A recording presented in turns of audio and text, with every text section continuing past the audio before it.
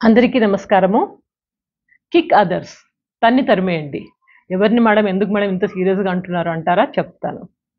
మన మైండ్లో 80% మన ఆలోచనలన్నీ మన గురించి కాకుండా అవతల గురించే ఉంటాయి.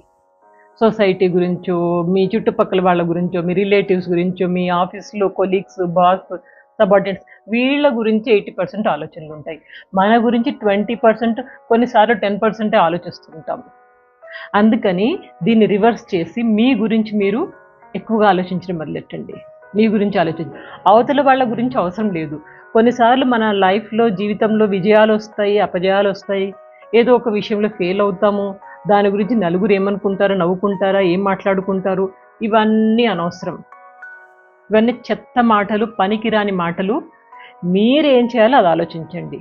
What people are going to think about me, అవతల వాళ్ళు నా గురించి ఏమనుకుంటున్నారు అనేది పెద్ద బీమారి, అది పెద్ద రోగము, మందులు లేని రోగము. సో కాబట్టి మీరేం చేయాలంటే అవతల వాళ్ళ గురించి పట్టించుకోకండి. నేను కింద పడ్డా రేపు లేస్తాను, రబ్బర్ బంతులా లేస్తాను అని చెప్పి మీ గురించి మీరు కాన్ఫిడెన్స్ పెంచుకోండి.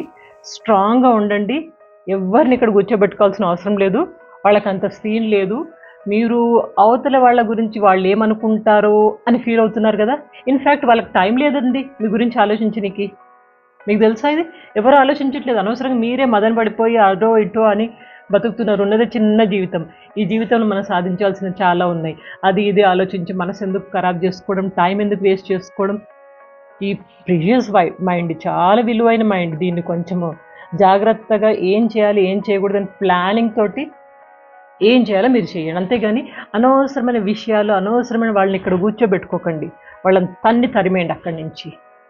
బుర్రని ప్రశాంతంగా ఉంచుకోండి. ఎప్పుడైతే బుర్ర ప్రశాంతంగా ఉంటుందో అప్పుడు మీరు చాలా చేయగలరు. పట్టిందల్లా బంగారమే అవుతుంది. నమ్మి చేయండి. సింపుల్ ప్రిన్సిపల్ అండి ఇది. పాటించండి. ఇంకో కొత్త టాక్తో మీ ముందుంటాను. అప్పటిదాకా ఎప్పుడు నవ్వుతూ ఆరోగ్యంగా ఉండండి. సైనింగ్ ఆఫ్ మీ దేవికా భట్నాగర్. Take care.